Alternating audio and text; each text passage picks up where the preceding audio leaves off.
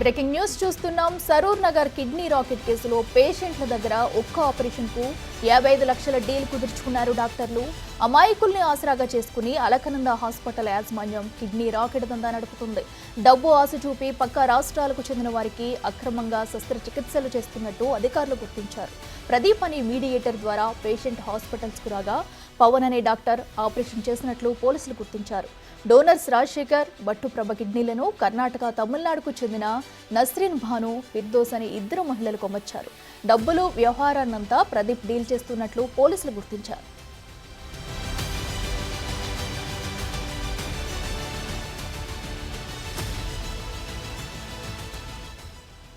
Kidney మార్పిడి operation చేసింది Hyderabad urologist వైద్యులని police విచారణలో తేలింది. ఈ కేసులో ఇప్పటికే Alakananda hospital chairman doctor Suman ను పోలీసులు అదుపులోకి తీసుకున్నారు. 6 నెలల క్రితం ప్రారంభమైన అలకనంద ఆసుపత్రిలో చిన్నపాటి వైద్యం చికిత్సకే అనుమతి ఉంది. కిడ్నీ మార్పిడి సమయంలో ఓ మహిళ మృతి చెందినట్లు పోలీసులు గుర్తించారు. విషయం బయటకు రాకుండా హాస్పిటల్ యాజమాన్యం మేనేజ్ చేసినట్లు తెలిపారు. హాస్పిటల్ పెట్టినప్పటి నుంచి ఎన్ని కిడ్నీ మార్పిడులు జరిగాయనే దానిపై పోలీసులు ఆరా తీస్తున్నారు. కిడ్నీ డోనర్స్ కు గాంధీ ఆసుపత్రి వైద్యుల పర్యవేక్షణలో చికిత్స అందుతుంది. దందాలో భాగమైన ప్రతి ఒక్కరిని గుర్తించి కఠిన చర్యలు తీసుకోవాలని ఆరోగ్య శాఖ మంత్రి దామోదర రాజ్ నరసింహ ఆదేశాలు జారీ చేశారు.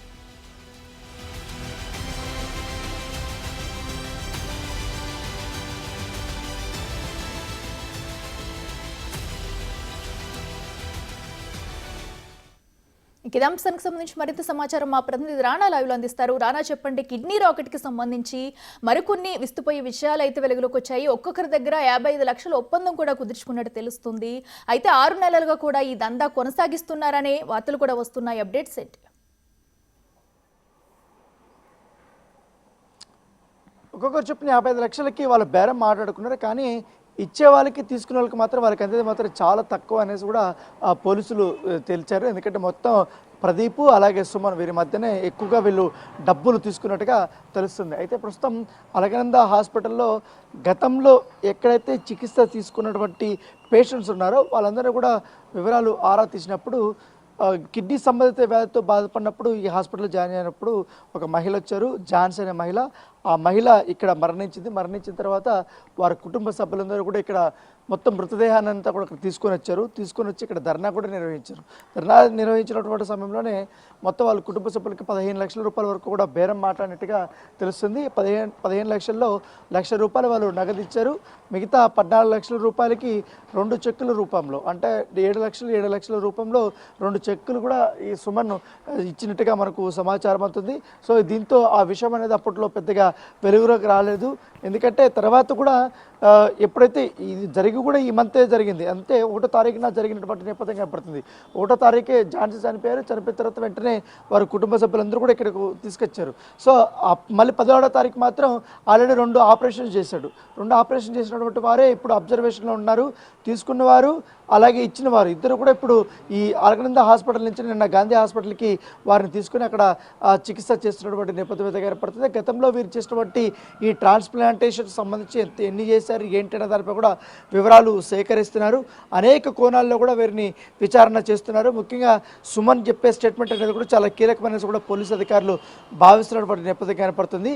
సో వీరు ప్రదీప్ ఒక్కరైనా లేకపోతే ఇంకా ఏజెంట్లను పెట్టుకొని ఈ యొక్క దందా నిర్వహిస్తున్నాడు అనే దానిపై కూడా పోలీసులు కూపీ లాగుతున్నటువంటి పరిస్థితి. దాంతోపాటు ఇప్పుడు డిఎంహెచ్ఓ కూడా చాలా ఆగ్రహం వ్యక్తం చేశారు. కాబట్టి నిన్న హాస్పిటల్కి వచ్చి ఈ మొత్తం హాస్పిటల్ని వారు సీజ్ చేశారు. సీజ్ చేసినటువంటి దాంట్లో ఇంకా ఎక్విప్మెంట్ కూడా వారు చెక్ చేసినటువంటి పరిస్థితి కనపడుతుంది. సో దానితో పాటు ఇప్పుడు యూరాలజీ డాక్టర్స్ ఎవరుతున్నారో వాళ్ళు అనేది కూడా చాలా కీలకంగా ఉన్నారు.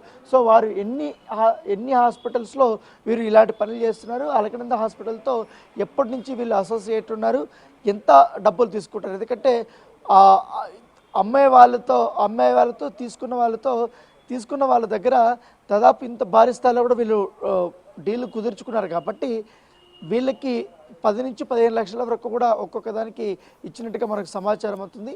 అంతేనా ఇంకా ఎక్కువ ఇచ్చారా లేకపోతే ఎన్ని ట్రాన్స్ప్లాంటేషన్స్ ఇక్కడ జరిగాయనే దానిపై కూడా పోలీసులు పూర్తి స్థాయిలో వివరాలు అనేది సేకరిస్తున్నటువంటి నేపథ్యంలో కూడా ఏదైనా కూడా నేరం కాబట్టి ఇదేమో హాస్పిటల్ 9 పడకలతో పర్మిషన్ తీసుకొని 30 దాకా కూడా వీళ్ళు నడుపుతున్నప్పుడు కానీ ఎటువంటి అనుమతులు లేవు, ఎటువంటి అనుమతి లేనటువంటి డాక్టర్స్ కానీ వీళ్ళందరూ కూడా అక్కడ ఉన్నారు. స్టాఫ్కి సంబంధించిన అంశంలో వాళ్ళందరూ కూడా నిజంగానే ఇప్పుడు నర్సింగ్లు ఉన్న వాళ్ళంతా ఫార్మసీ చేశారా లేదంతా కూడా పూర్తి స్థాయిలో కూపీలాగుతున్నారు.